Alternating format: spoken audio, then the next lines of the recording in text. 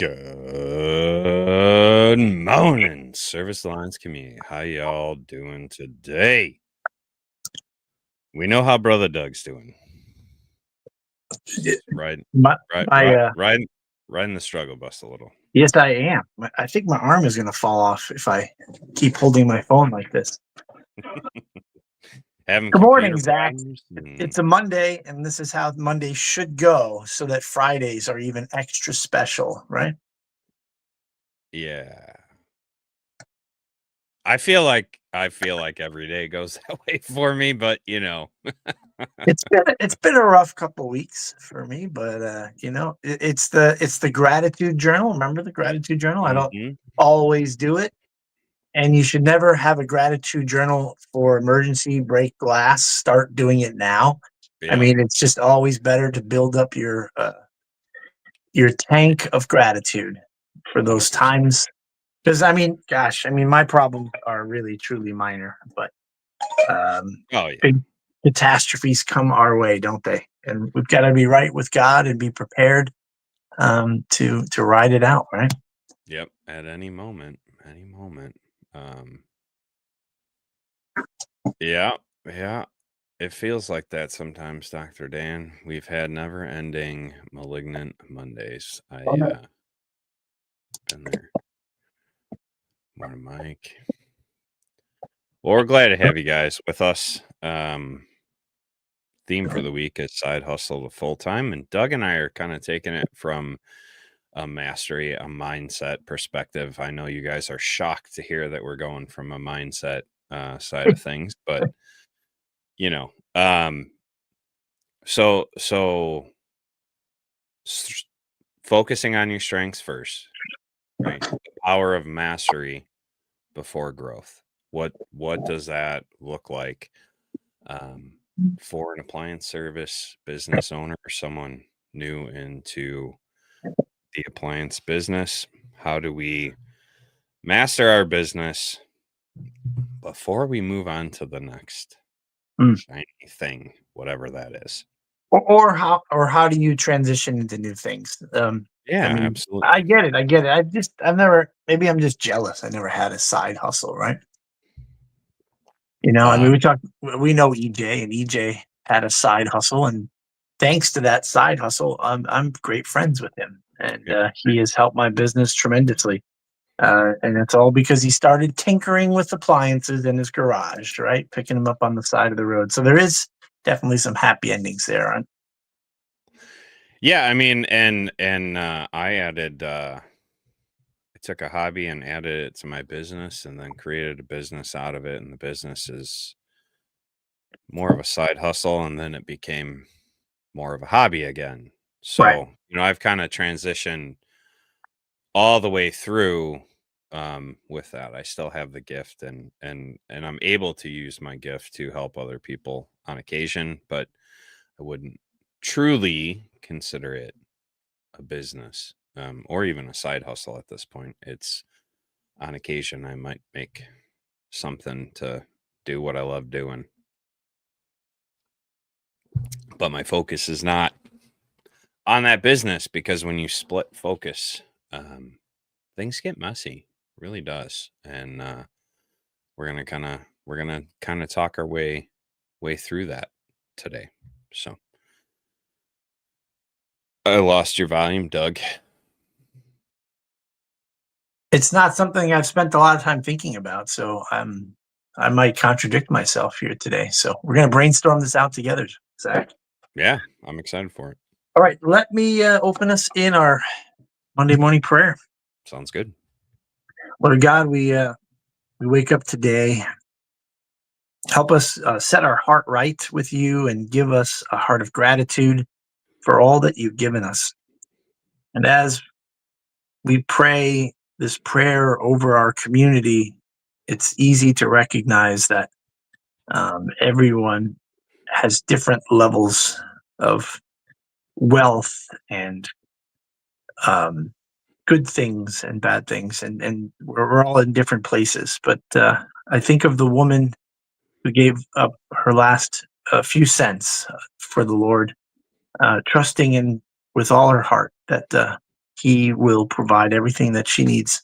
God, that's the heart mentality that we need in our lives today, in order that you can use what our gifts that you've given us, use the results of it to bless the world, to bless our families, and be the light. And so, God, help us stay humble and filled with gratitude. In Jesus' name, amen. Amen. That verse is a great place to start, right? The widow who Yes. gave up her last coins to Jesus because she believed. And it's just such a great metaphor for what mastery is Mhm. as well, right? And so um when we put all the noise aside, when we put all the chaos aside, and we give everything to being excellent, um it's worth it. It's worth it all the time. And a lot of great things can really blossom out of there. So going all in, got to go all That's it. in on what you're doing. So there's a couple different perspectives. We know that in the community, there's a lot of guys that might be in another business and they're doing appliance repair on the side. We know there's a lot of established businesses that might be thinking, hey, I need to add sales, or I need to add an HVAC business, or I need to add a plumbing business, or da da da da da. So I want to start with asking a question. Have you mastered running an appliance business yet? Have you figured out how to use SOPs, how to lead your team, how to communicate with your team, with your customers, right?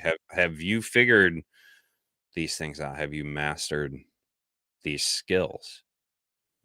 And if the answer is no,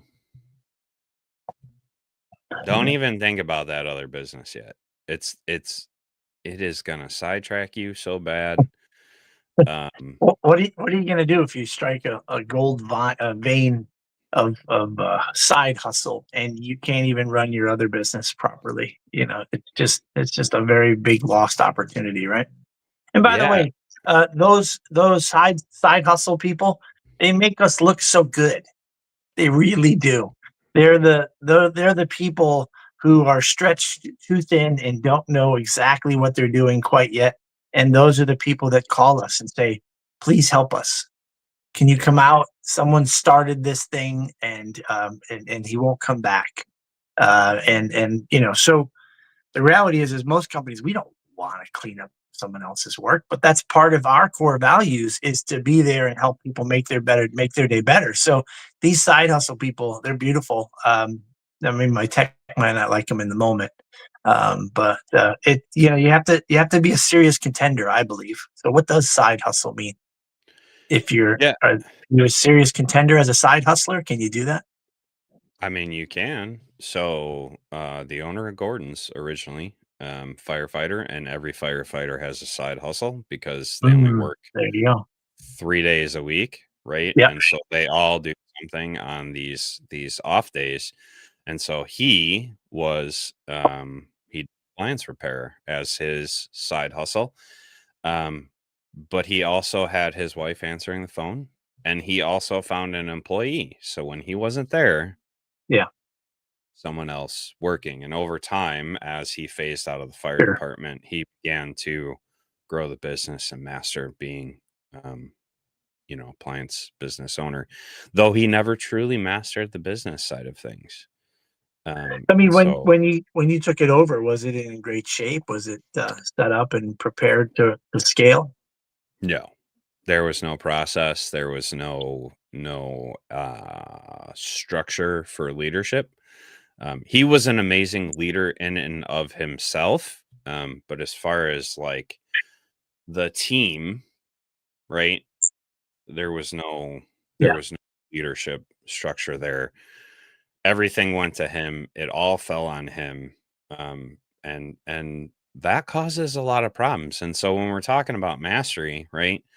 You heard Doug and I, if you follow along at any length, we talked about EOS recently, right? And we talked about, if you are wearing all the hats in the business, it is time to begin, Mhm. as you look to grow, to add different people to pick up these hats.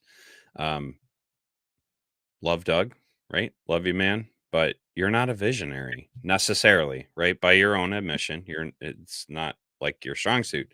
Right. Jay, very much a visionary, amazing visionary. Love hearing his ideas, right? Yep.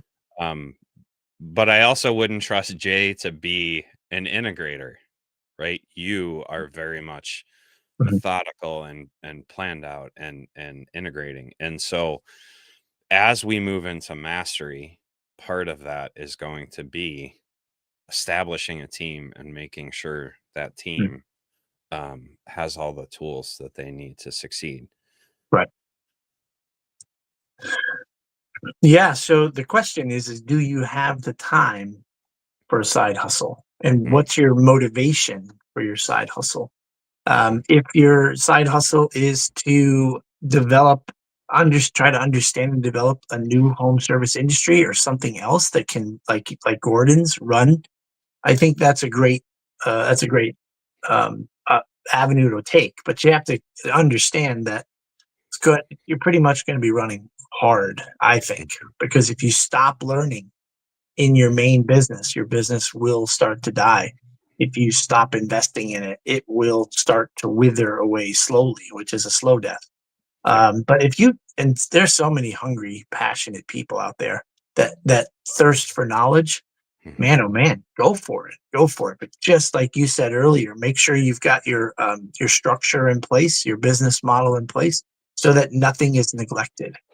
And then yeah, go for it and geek out and become an expert in another industry. I almost consider it a hobby because hobbies are things that we do when we have the time. You Mhm. know, like some people like to hunt, and if they prioritize hunting and they're not doing well in their job or their financial market, one day you're not going to be able to afford it. You know, but it's a you know, yin and a yang situation. But I do think you just have to know what you're trying to do with this hobby and explore it, and then take the leap. For sure, take the leap.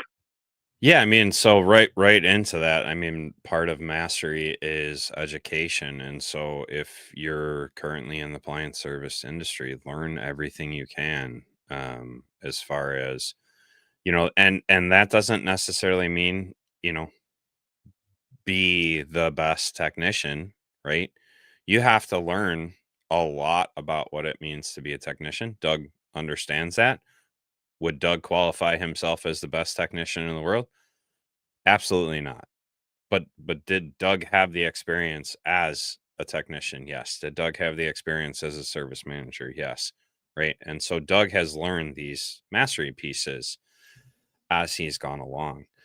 And that really is key to mastery, is educating yourself. So if you're the owner of a business, Mhm. right, and you're thinking about starting another business, you get yourself educated. Learn.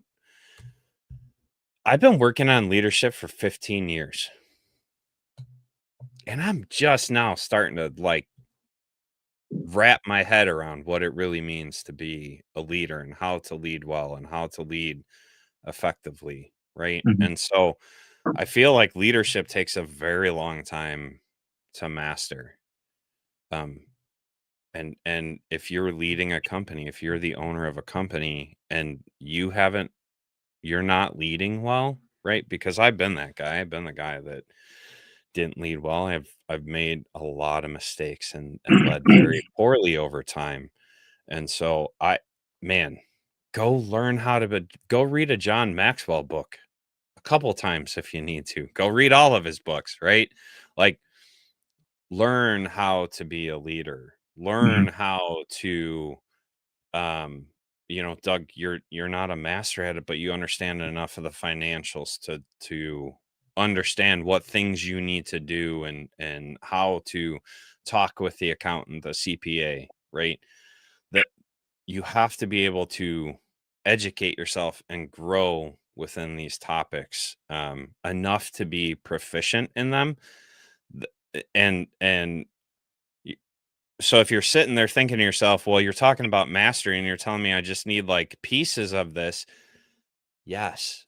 As a business owner, mastery includes a lot of skills and knowing enough to be educated and talk to your team or talk to professionals at a level of understanding that they can do their job.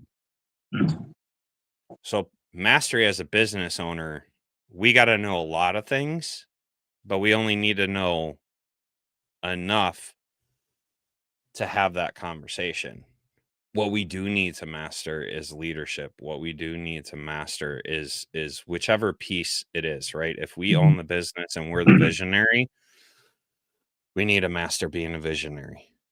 If we own a business and we're an integrator, we need to master setting up and scaling the team and putting people in place and making sure we do have someone who can help us with ideas and be that visionary person within the company.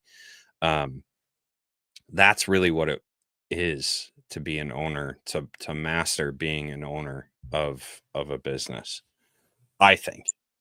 No, I think you're on track. I mean, I'm starting to understand. Like you said, I don't want to be an expert in every area, but I need to know enough. And the thing I need to be the greatest at is finding great people and making sure that process is created and followed. And once that's in place, then that's great. I just went to a conference a few weeks ago, and they said, wherever you're stupid, go find someone that's smarter than you and hire. So that came from some window cleaning guy, but nothing eloquent there. But isn't there truth in that? Yeah, and again, just bring someone in who's smarter than you in some area of your business. And once your business is going, where you have right people, right seats, maintaining and dealing with issues and knowing what again, as business owner, your job is to create a vision, a direction, and some goals. And then you keep the team going and motivated and you achieve those goals. Guess what? That's not a 50, 60, 70-hour work week. Not if you bring the right people in to help you with it.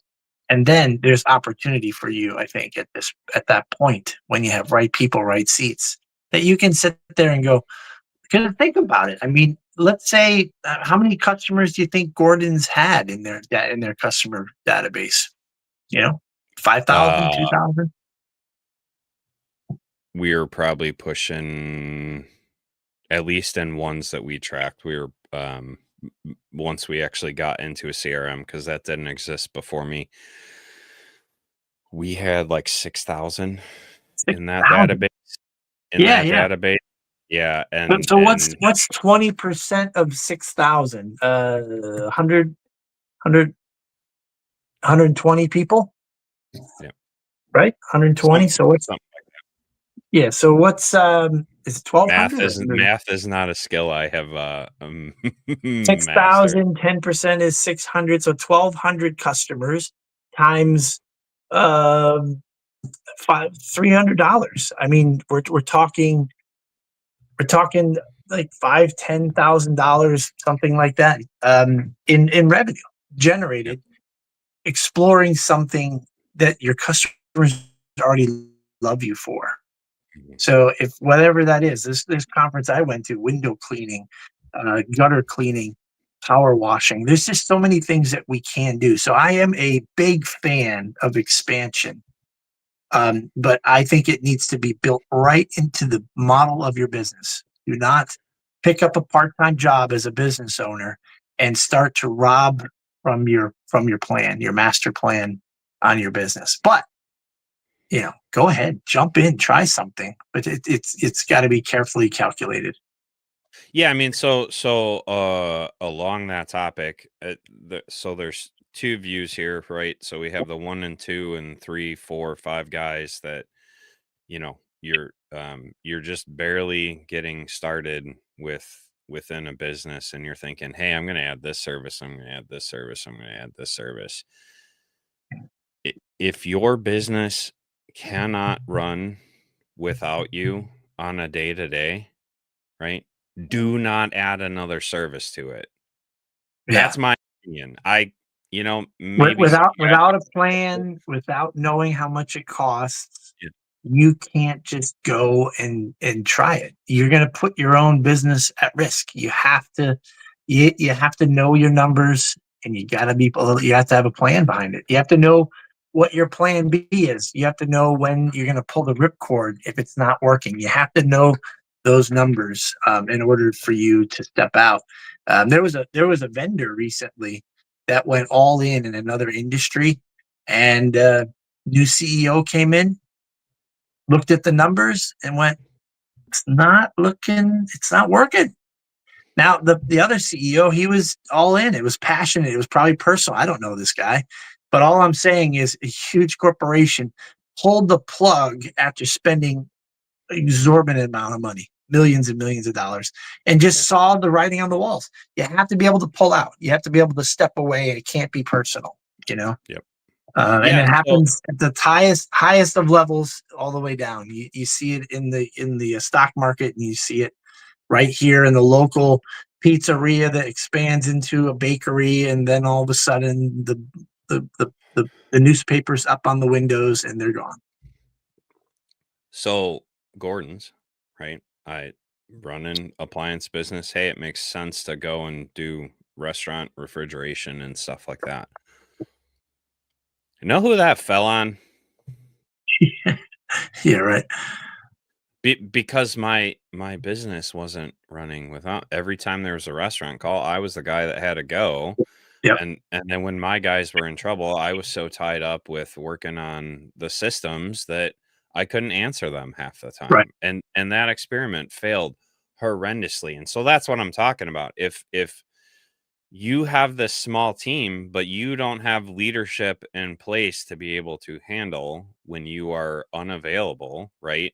Because maybe as you grow, you are the guy that has to go out and attempt this new thing, but you have Right. to have a team in place that can be able to handle that, or you have to be able to hire Right. someone that is a master in that particular area, right? And Right. so Right. it that experiment in commercial refrigeration failed miserably for me. Then going in the sales, it was same thing. I'm the guy having to do the delivery, and it failed miserably because Mhm.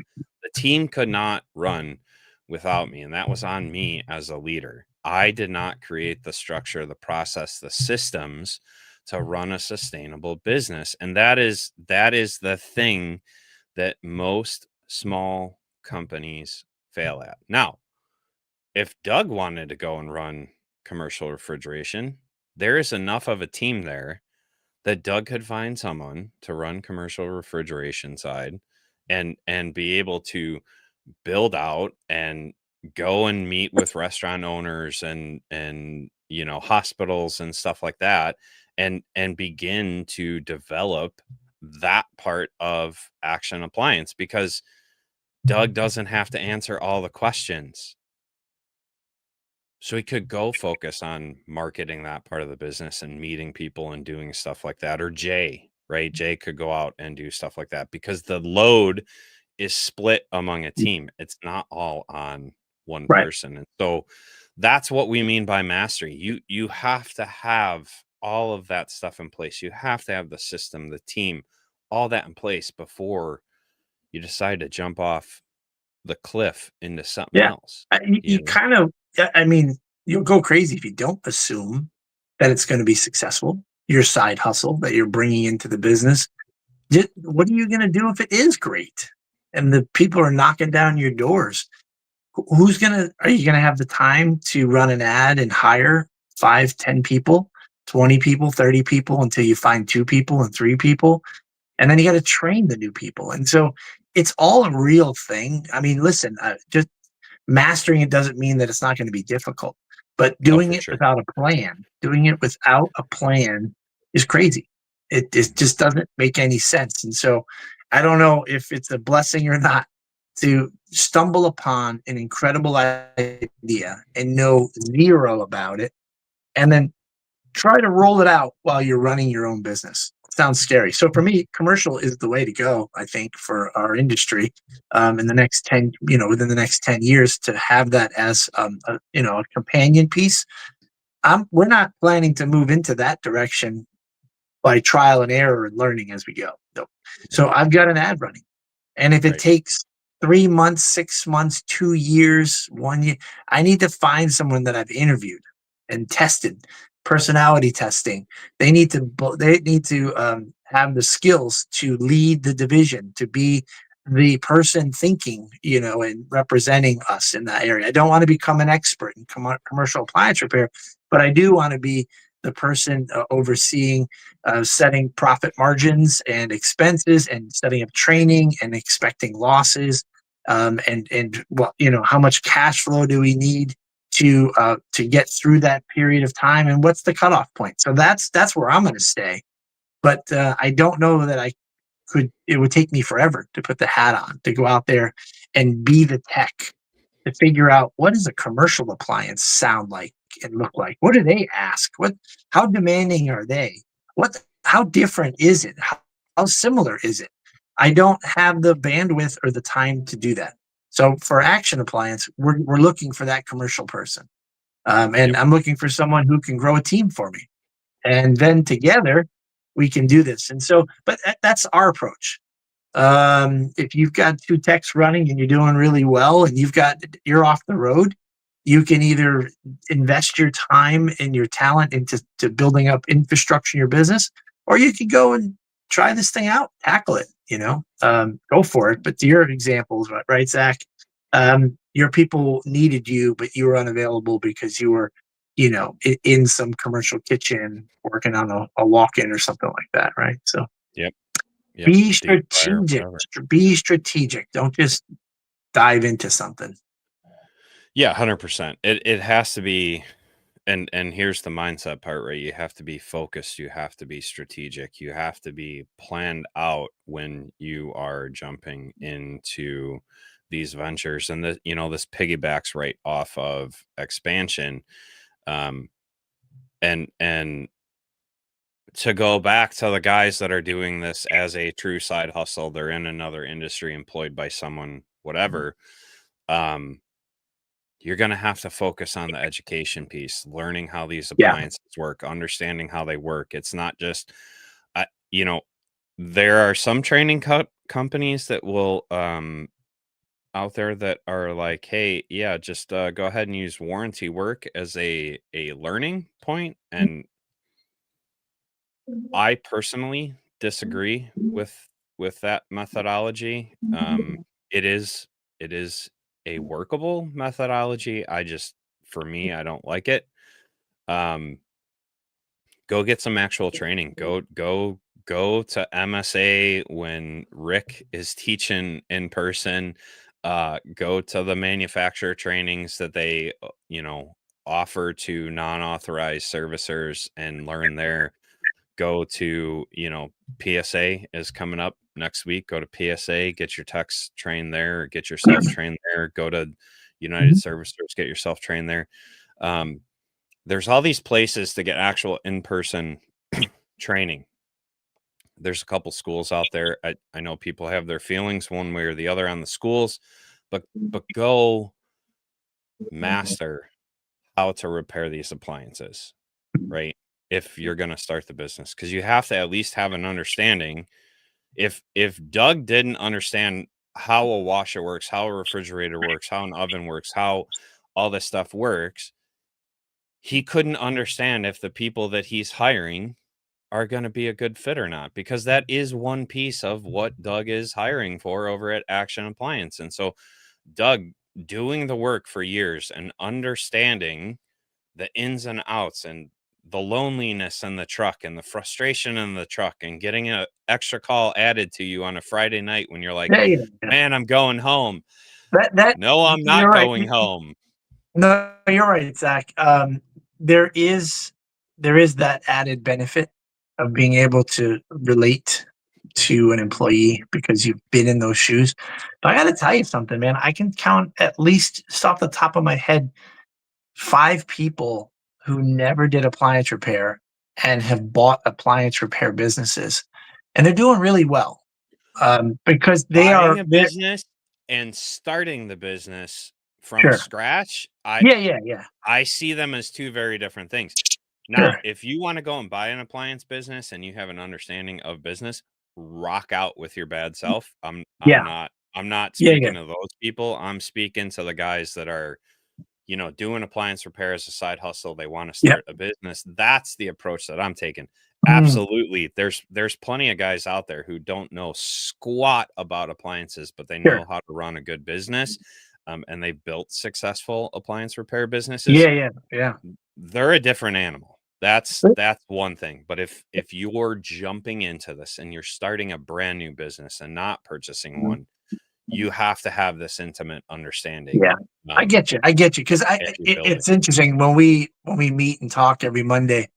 You sometimes try to imagine who the audience might be, right? Yeah. And you're totally right. I think a lot of people who might be listening to us might be people that work for someone else and want to start their own.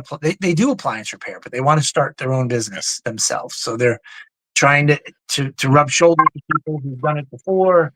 Um, In I mean, in that case, and try to get the learning curve under control faster. But then you have people that are coming in from a different industry, HVAC into play, right? I get all that.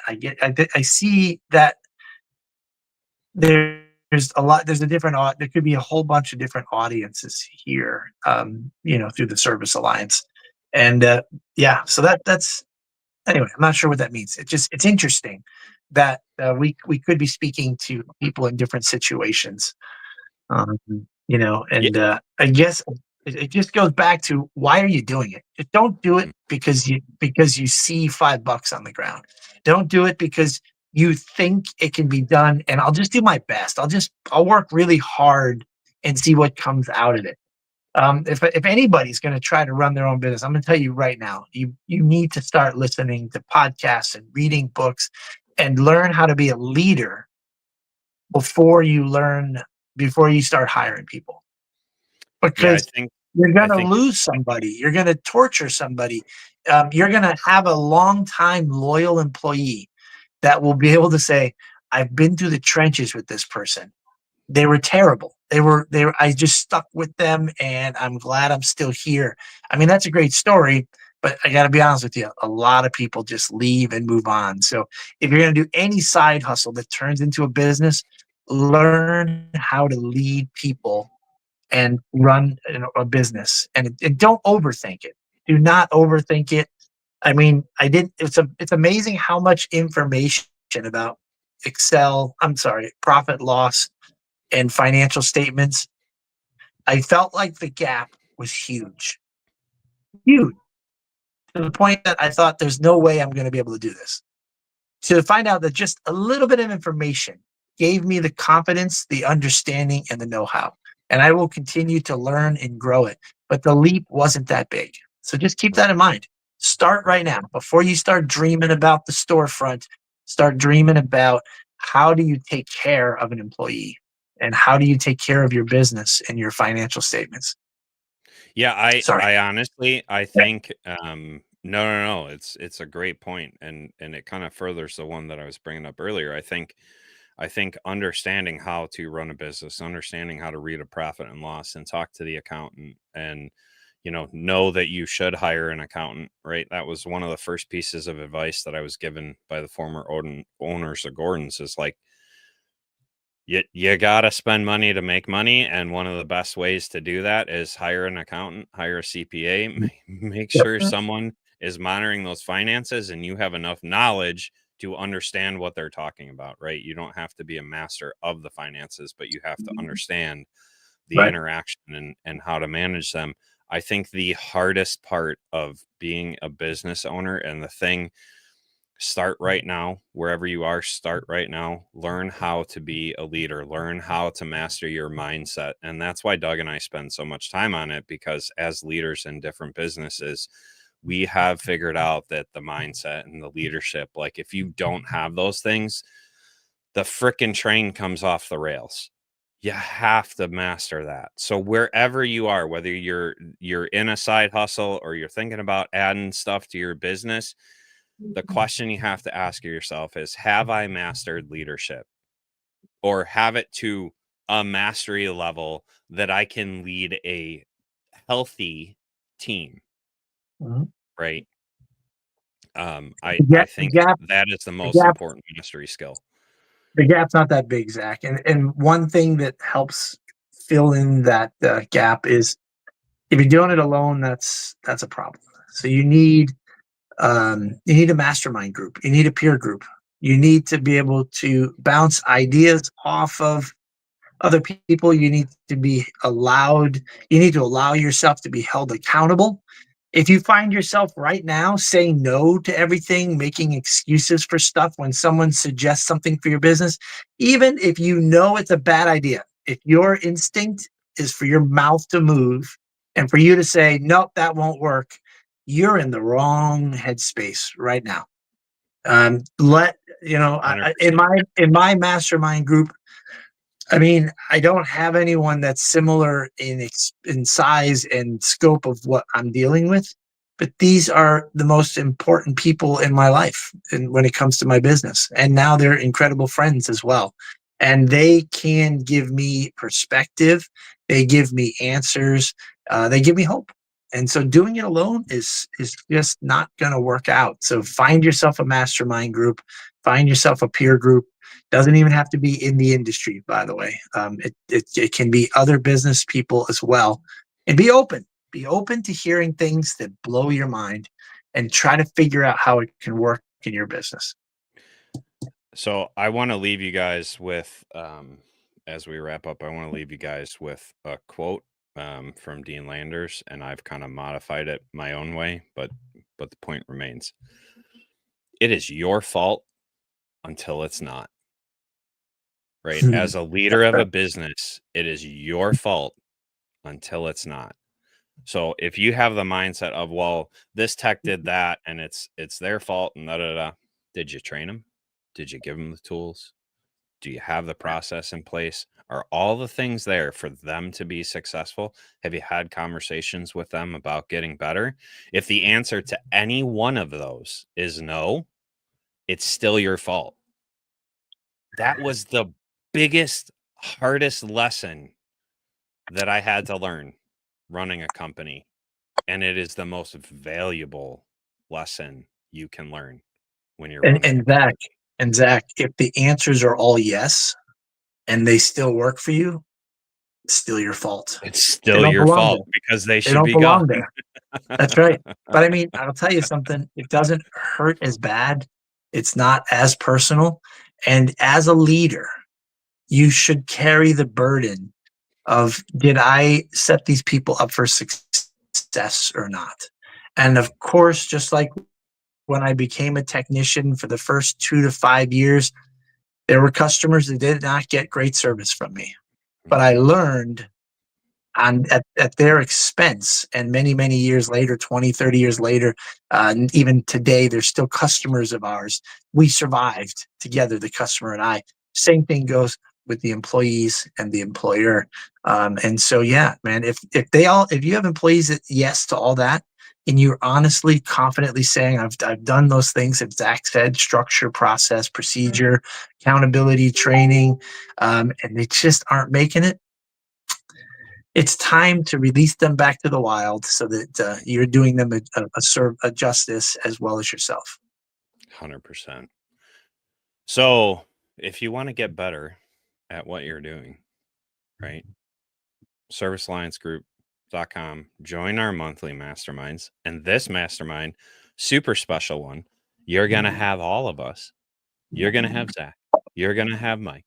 And you're going to have TK. Mike is leading this one. But we will all be together in Vegas. We'll be in the, we have our owners meeting our yearly owners meeting for Service Alliance Group. And we will all be together doing this mastermind.